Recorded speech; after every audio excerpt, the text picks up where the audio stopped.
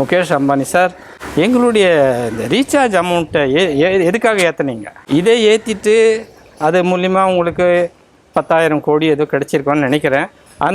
அதை அமௌண்ட்டை வச்சு நீங்கள் கல்யாணம் பண்ணியிருக்கீங்க, உண்டா இல்லையா?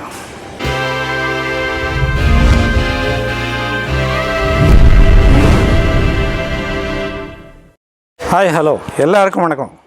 நான் இன்றைக்கி பேச போகிறது பிக் டாபிக். அதாவது சாதாரண விஷயம் இல்லைன்னு அர்த்தம். பிக் டாபிக்னா நம்ம இந்தியாவில் நடந்த ஒரு பிரபலமான, அதாவது முகேஷ் அம்பானியுடைய மகன் அனந்த் அம்பானிக்கும் ராதிகா மெர்ச்சண்ட்டுக்கும் நடந்த கல்யாணத்தை பற்றி தான் நான் பேச போகிறேன். இது ஒரு பிரம்மாண்டமான நிகழ்ச்சி. இதை நாம் பேசியே ஆகணும். ஒரு யூடியூபரும் ஒரு செய்தித்தாளும் ஒரு மீடியாவும் இதை பற்றி பேசி இருந்தாலும் நாம் மறுபடியும் இதை பேசுறதுல ஒன்றும் தப்பே கிடையாது. ஏன்னா நம்முடைய நாடு பிச்சைக்கார நாடு, என்ன இந்திய நாடு ஏழ்மையான நாடு. அதாவது வறுமை கோட்டில் வாழறவங்க, குடிசையில் வாழறவங்க, அப்படி இப்படின்னுட்டு வெளிநாட்டில் கதை கட்டிகிட்டு இருந்தாங்க. அவங்களுக்கெல்லாம் மூஞ்சியில் கருப்பு பூசின மாதிரி ஆயிடுச்சு. என்ன அமெரிக்கா ஆகட்டும், லண்டன் ஆகட்டும், இன்னும் ஜெர்மன், ஃப்ரான்ஸ், இந்த நாடுங்கள்லாம் என்னென்னா தங்களுடைய நாடு பணக்கார நாடு, நம்ம இந்திய நாடு ஒரு பிச்சைக்கார நாடுன்னு அப்படின்ற மாதிரி அவங்க சொல்லிட்டு இருந்தாங்க. இது தவறுன்றது இதில் நிரூபிக்கப்பட்டது. இன்னொரு விஷயம் என்னென்னா, அவங்க நாட்டிலையும் நான் பிச்சைக்காரங்களை பார்த்துருக்கேன். என்ன அவங்க பிச்சை எடுக்கிறாங்க, ரோட்டில் வாழறாங்க. பட் அதை பற்றி அவங்க வெளியில் சொல்லிக்கிறது கிடையாது. பணக்கார நாடாக இருந்தால் கூட அவங்க அதை வெளியே சொல்லிக்கிறது கிடையாது. ஆனால் நம்ம நாட்டில் மட்டும் கரெக்டாக வீடியோ எடுத்துகிட்டு பிச்சைக்கார நாடு, இவங்க குடிசையில் வாழறாங்க, இவங்க பசியில் சாகுறாங்க, அப்படி இப்படின்னு சொல்கிறாங்க. அமெரிக்கா தெருவில் போய் பாருங்கள், நியூயார்க்கில் தெருவில் நீங்கள் பார்த்தீங்கன்னா பிச்சை எடுக்கிறவங்கள பார்க்க முடியும். ஸோ இது மாதிரி தவறான செய்திகளை பரப்புகிற இந்த மீடியாக்களையும் நாம் உண்மையிலேயே கண்டனம் தெரிவித்தாகணும். அதில் என்னென்னா, நம்முடைய இந்திய நாட்டில் நடந்த இந்த பிரபலமான திருமணம் என்னென்னா உலகத்தையே திரும்பி பார்க்க வச்சுது. அதுலேயும் நம்ம வீட்டில் என்னென்னா, ஒரு கல்யாணம் நடத்தினா 1 லட்சம் 10 லட்சம் மிஞ்சி போச்சுன்னா 1 கோடி ரூபாய் செலவு பண்ணுவோம். என்ன இதில் பணக்காரன், அதாவது மினிஸ்டர்ஸ் கல்யாணம்னா 100 கோடி ரூபாய் செலவு பண்ணுவாங்க. என்ன ஆனால் எல்லாத்தையும் தாண்டி 100 கோடி 200 கோடி 500 கோடி 1000 கோடி எல்லாத்தையும் தாண்டி 4000 கோடி ரூபாய் செலவு பண்ணியிருக்காரு நம்ம முகேஷ் அம்பானி. என்ன கிரேட் அம்பானி, உங்களை கைத்தட்டி வரவேற்கிறோம். இந்த மாதிரி ஒரு விஷயம் செஞ்சதுக்கு உங்களை நாங்கள் பாராட்டுறோம்.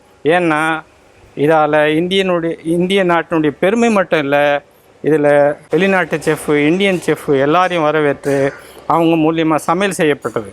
அது மட்டும் இல்லாமல் இந்த டெக்கரேஷன், இன்னும் வரவேற்பு, அது இதுன்னு எக்கச்சக்கமான செலவு நம்முடைய இந்திய நாட்டுக்கு தான் வருவாயாக கிடச்சிது.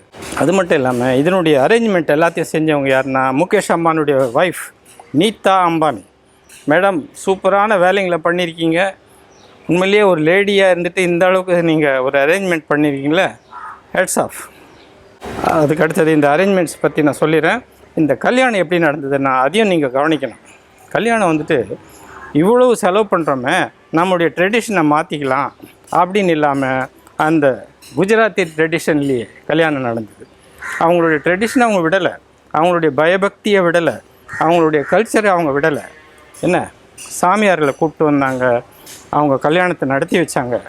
அதுக்காக அவங்க என்னென்ன அந்த நடைமுறைகளோ அந்த நடைமுறை பிரகாரம் திருமணத்தை நடத்தி வச்சாங்க. உண்மையிலேயே பணக்காரனாக இருந்தாலும் ஒரு கோடீஸ்வரனாக இருந்தாலும் தன்னுடைய கல்ச்சரை விடாமல் செய்தார் பாருங்கள். அதுலேயும் அவர் அம்பானி உண்மையிலேயே பாராட்டப்பட வேண்டியவர். அனந்த் அம்பானிக்கும் ராதிகா மெர்ச்சண்ட்டுக்கும் கல்யாணம் நடந்தது இல்லையா, இந்த கல்யாணத்துக்கு வந்திருந்த புகழ்பெற்ற தலைவர்கள் அதை பற்றியும் பார்க்கலாமா? அதாவது வெளிநாட்டு தலைவர்களும் வந்திருந்தாங்க, உள்நாட்டு தலைவர்களும் வந்திருந்தாங்க, சினிமா பிரபலங்க வந்திருந்தாங்க, அரசியல் பிரபலங்க வந்திருந்தாங்க. என்ன இதில் வேடிக்கை என்னென்னா, நம்ம இந்திய அரசியலில் மோடிஜி, ராஜ்நாத் சிங் இவங்கெல்லாம் வந்திருந்தாங்க. சந்திரபாபு நாயுடு, பவன் கல்யாண் எல்லோரும் வந்திருந்தாங்க. எதிர்த்தரப்பு இருக்கு இல்லையா, அகிலேஷ் யாதவ், மம்தா பானர்ஜி, இவங்களும் வந்திருந்தாங்க. 2 தரப்பும் வந்திருந்தாங்க. இதில் ஒரே ஒரு ஆள் மிஸ்ஸிங் யாருன்னா ராகுல் காந்தி. ராகுல் காந்தி நிச்சயம் பத்திரிகை அனுப்பப்பட்டிருக்கோம். இருந்தாலும் அவர் ஏன் வரலன்றது தெரியல. அவர் வேறு ஏதோ ஃபங்க்ஷனில் இருந்ததாக கேள்விப்பட்டேன். ஸோ இப்படிப்பட்ட ஒரு கிராண்ட் ஈவெண்ட்டை நடத்தி வச்ச முகேஷ் அம்பானி குடும்பம் கிடையாது, சாதாரணமான குடும்பம் கிடையாது. இவங்க உலக பணக்காரர்கள் வரிசையில் 11வது இடத்துல இருக்காங்க. ஸோ அதுக்கு தகுந்த மாதிரி அவங்க கல்யாணம் பண்ணாங்க. மீண்டும் நான் விட்ட இடத்துல சொல்கிறேன், நாம் என்னன்னா 1 கோடியில் 5 கோடியில் 10 கோடியில் மிஞ்சி போச்சுன்னா 50 கோடியில் செய்கிறோம். அவர் வந்துட்டு 4000 கோடியில் பண்ணாங்க. இதை பற்றி பலர் வைத்தறிச்சலும் படுறாங்க. ஏன் நம்முடைய மதன் கௌரி இருக்கார் இல்லைங்களா, யூடியூபர், ஃபேமஸ் யூடியூபர், அவர் என்ன சொல்கிறாருன்னா, இது தேவையா, இப்பேற்பட்ட கல்யாணம் தேவையா? இன்னொன்று என்னன்னு சொல்கிறாருன்னா, அந்த ஏரியாவே பிளாக் பண்ணிட்டாங்க, வரப்போகிற பப்ளிக்கு கஷ்டத்தை கொடுக்குறாங்க, அப்படி இப்படின்னு சொல்கிறாரு. நான் ஒன்று கேட்குறேன், சாதாரணமாக ஒரு மினிஸ்டர் வந்தாலே இந்த ஏரியாவை நீங்கள் போலீஸ் நிறுத்துகிறாங்களா இல்லையா? பிரைம் மினிஸ்டர் வராரு, உலக தலைவர்கள், போரிஸ் ஜான்சன், இன்னும் வந்துட்டு பல தலைவர்கள் வர்றாங்க. இவங்கெல்லாம் வர்றாங்கன்னா அந்த ஏரியா வந்து போலீஸ் கண்ட்ரோலில், மிலிட்ரி கண்ட்ரோலில் போயிடும். ஏன்னா வர்றவர் யார்? நம்ம பிரதம மந்திரி மோடி வர்றாரு, உலகத் தலைவர் வர்றாங்க. இவங்களை பாதுகாக்க வேண்டியது அவங்கள போலீஸோட கடமையாக இல்லையா? நல்லபடியாக நடந்த கல்யாணத்தை நம்ம பாராட்டணுமே தவிர இதில் குறைகள் இருக்குது அப்படின்னுட்டு. ஏன் உங்கள் கையில் இந்த 1000 கோடி இந்த நீங்களும் அதே மாதிரி தான் செலவு பண்ணியிருப்பீங்க, உண்டா இல்லையா சொல்லுங்கள். இப்போது இந்த பார்க்குற பார்வையாளர்கிட்ட நான் ஒரு கேள்வி கேட்குறேன். உங்ககிட்ட இதே வந்துட்டு 10,000 கோடி ரூபாய் இருந்ததுன்னா நீங்கள் கல்யாணத்தை எப்படி நடத்தி வைப்பீங்க? நீங்களும் 500 கோடி 1000 கோடி நிச்சயமாக செலவு பண்ணுவீங்க, உண்டா இல்லையா? அதைத்தான் முகேஷ் அம்பானி குடும்பம் செய்திருக்கு. அவங்க கையில் இருக்குது, அவங்க பண்ணுறாங்க. பார்த்து வைத்தறிச்சல் ஏன் படுறீங்க? சந்தோஷமாக பாருங்கள், சந்தோஷமாக பாராட்டுங்க. நம்ம நாட்டிலையும் இவ்வளோ ஒரு கிராண்டான ஒரு கல்யாணம் நடந்ததுன்னு பாராட்டுங்க. வைத்தறிச்சல் படத்தில் ஒன்றும் கிடைக்க போகிறதில்ல. அதே போல் சினிமா பிரபலங்க அமிதாப் பச்சன், ஷாருக் கான், சல்மான் கான், ஆமீர் கான், இன்னும் சஞ்சய் தத், இன்னும் பல ஹிந்தி பிரபலங்க அத்தனை பேரும் வந்திருந்தாங்க. அனில் கபூர், எல்லோரும். சவுத்துலேருந்து நம்ம சூப்பர் ஸ்டார் ரஜினிகாந்த் போயிருந்தார். அவர் அழகாக இப்படி டான்ஸ் எல்லாம் ஆடினார். என்ன அவருடைய ஆட்டத்தெல்லாம் நீங்கள் பார்த்துருப்பீங்கள, பல்லே பல்லேன்னு ஆடியிருப்பார். வேறு என்ன இருக்குது? ஸோ சூப்பர் ஸ்டார் நடனம் ஆடினதையும் நீங்கள் வந்துட்டு குறையாக சொல்லிங்க. இதில் குறையெல்லாம் சொல்லாதீங்க. ஒரு கல்யாணன்றது உங்களுக்கு புரியல. அதுவும் நார்த் இந்தியாவில் எல்லா கல்யாணத்துலேயும் டான்ஸ் ஆடுறது ஒரு பெருமையான விஷயமாக நினைக்கிறாங்க. இதுக்கு குடும்பம் மட்டும் இல்லை, ஃப்ரெண்ட்ஸு, இன்னும் வர்றவங்க, கெஸ்ட்டு எல்லோரும் வந்துட்டு டான்ஸ் ஆட வைக்கிறாங்க. இந்த கல்யாணத்தில் ஒரு முக்கியமான விஷயம் என்னென்னா, இந்த கெஸ்ட்டு போரிஸ் ஜான்சனு, இன்னும் பல தலைவர்களும் இந்த ஊர் ட்ரெடிஷ்னல் ட்ரெஸ்ஸை போட்டிருந்தாங்க. எப்படி நம்ம ஊரில் கல்யாண டைமில் வேஷ்டி சட்டை போடுறோமோ, அவங்க அந்த மாதிரி traditional dress, Gujarati traditional dress போட்டிருந்தாங்க. So we have to proud. புரிஞ்சுதுங்களா? இதில் சாப்பாடு எப்படி தயார்பட்டதுன்னா ரொம்ப, அதுலேயும் செஃப், உலகத்தை செஃப்பில் எல்லாம் கூப்பிட்டு வந்திருந்தாங்க. நம்ம இந்திய செஃப்புங்களும் இருந்தாங்க. சைவ உணவு, அசைவ உணவுன்னு 2 வகையாக இருந்தது. இந்த சைவ உணவில் 2000 வெரைட்டி, அசைவ உணவில் 2000 வெரைட்டி, அப்படி ஒரு வெரைட்டிஸை கொடுத்து அசத்தியிருந்தார் முகேஷ் அம்பானி. உங்களுக்கு சாப்பிட்றதுக்கு தான் வயிறு இருக்காது தவிர அவ்வளோ வெரைட்டி கொடுத்துருந்தாங்க.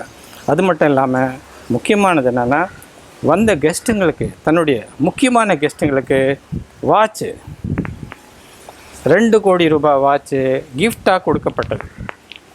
நம்ம சாதாரணமாக மொய் எழுதும் ஞாபகம் இருக்கா? 51 ரூபா, 101 ரூபா, இப்படி நம்ம மொய் எழுதும். ஆனால் இங்கே எப்படின்னா, மொய் எழுதின பிரபலங்கள்லாம் எக்கச்சக்கமாக மொய் எழுதினாங்க. ஒவ்வொருத்தரும் சாதாரணமாக மொய் எழுதலை. 40 கோடியில் சல்மான் கான் மொய் எழுதினார். இன்னும் அக்ஷய்குமார் வந்துட்டு 10 கோடியில் மொய் எழுதினார். ஐஸ்வர்யா ராய் 5 கோடி ரூபாயில் மொய் எழுதினாங்க. இன்னும் இந்த பிரபலங்க ஷாருக் கான், அவர் துபாயில் ஒரு பிளாட்டு, 40 கோடி ரூபாய் பிளாட்டை ஃப்ரீயாக இலவசமாக கொடுத்து மொய் எழுதிட்டார். இப்படியெல்லாம் மொய் எழுதினாங்க. அது மட்டும் இல்லாமல் இதனுடைய கிராண்ட் ஈவெண்ட் முக்கியமாக வந்துட்டு குஜராத்தில் நடந்தது. குஜராத் வந்துட்டு ஜாம்நகர்ன்றது ஒரு சின்ன ஏரியா. அந்த சின்ன ஏரியா எப்படின்னா, நம்ம திருச்சி ஏர்போர்ட் இருக்கு இல்லையா, அந்த மாதிரி ஒரு திருச்சி ஏர்போர்ட் மாதிரி சின்ன ஏரியாவில் நடக்க வேண்டிய கல்யாணத்தை இவங்க என்ன செய்தாங்கன்னா அந்த சாதாரண ஏர்போர்ட்டை இன்டர்நேஷ்னல் ஏர்போர்ட்டாக மாற்றி எல்லாரையும் வர வச்சாங்க. அது கூட 1-2 இல்லைங்க. நம்ம ஊரில் கல்யாணத்தில் என்ன செய்வோம், பஸ் அனுப்புவோம், கார் அனுப்புவோம், இன்னும் ஸ்கூட்டரில் கூட கூப்பிட்டு வருவோம். ஆனால் இவங்க வந்துட்டு ஃப்ளைட்டில் கூட்டிகிட்டு வந்தாங்க. தன்னுடைய கெஸ்ட் எல்லாரையும் கூப்பிட்டு வர்றதுக்காக 100 ஃப்ளைட்டை இவங்க வாடகைக்கு அமர்த்திருந்தாங்க. எவ்வளோ? 100 ஃப்ளைட்ஸ். கெஸ்ட்டு இறங்கின உடனே ஃப்ளைட்டில் ஏறி வர்றதுக்கு. அது மட்டும் இல்லாமல் பிரபல ஹோட்டலுங்க 5 ஸ்டார் 7 ஸ்டார் எல்லா ஹோட்டலையும் புக் பண்ணிட்டாங்க. டோட்டலாக புக் பண்ணிட்டாங்க. எல்லாம் இவங்க அண்டரில் தான் இருந்தது. அது வந்துட்டு சாதாரண செலவு கிடையாது. இது எல்லாமே வந்துட்டு எக்கச்சக்க செலவு. ஆனால் இதில் ஒரே ஒரு சின்ன விஷயம் எனக்கு நேரிடுற விஷயம் என்னென்னா, முகேஷ் அம்பானி சார் எங்களுடைய இந்த ரீசார்ஜ் அமௌண்ட்டை எதுக்காக ஏற்றுனீங்க? இதை ஏற்றிட்டு அது மூலிமா உங்களுக்கு 10,000 கோடி ஏதோ கிடச்சிருக்கோன்னு நினைக்கிறேன். அதை அமௌண்ட்டை வச்சு நீங்கள் கல்யாணம் பண்ணியிருக்கீங்க. உண்டா இல்லையா? இருக்கட்டும், அது உங்கள் இஷ்டம். ஏன்னா கெஸ்ட்டை யாரை கூப்பிடணும் யாரை கூப்பிடக்கூடாதுன்றது அந்த ஒவ்வொருத்தருடைய இஷ்டம் அது. ஆனால் நம்ம மனசில் இருக்கிறத நாம் சொல்லி தானே ஆகணும். அது மாதிரி நினைக்கும்போது இதை பார்த்து நிறைய மீடியாஸு ரொம்ப ஃபீல் பண்ணுறாங்க. ஐயோ இவ்வளோ செலவு பண்ணிட்டான் அப்படின்ட்டு. இதெல்லாம் ஃபீல் பண்ணாதீங்க. ஏன்னா அவர்கிட்ட இருக்கிறவன் செலவு பண்ணுறான். நீங்கள் எதுக்காக அதுக்காக வயிறு ஏறிறீங்க? சொல்லுங்கள். இந்த மாதிரி கல்யாணத்துக்கு நாமும் போகணுன்னா நாமே தயார்படுத்திக்கணும். நம்ம அந்த லெவலுக்கு உயரணும்னு நினைங்க. அது மட்டும் இல்லாமல் இந்த மாதிரி ஒரு கல்யாணத்தை செய்து ஒரு நாடே திரும்பி பார்க்க வச்ச முகேஷ் அம்பானிக்கு நம்ம பாராட்டுக்களை தெரிவிச்சுக்கிட்டு இந்த வீடியோவை நாம் இதோட முடிச்சுக்கிறோம். இதை பற்றி நீங்கள் என்ன நினைக்கிறீங்கன்றத கமெண்ட்டில் சொல்லுங்கள். உங்களுக்கு வருத்தம் இருக்கா? உங்களுக்கு சந்தோஷம் இருக்கா? இந்த கல்யாணம் வந்துட்டு இவ்வளோ கிரேட்டாக நடந்தது, இது நடத்தியிருக்கக்கூடாதா, நடத்தலாமான்றதை நீங்கள் உங்களுடைய கமெண்ட்ஸில் சொல்லுங்கள். நன்றி, வணக்கம், வாழ்க வளமுடன். பாரத் மாதா கி ஜெய்.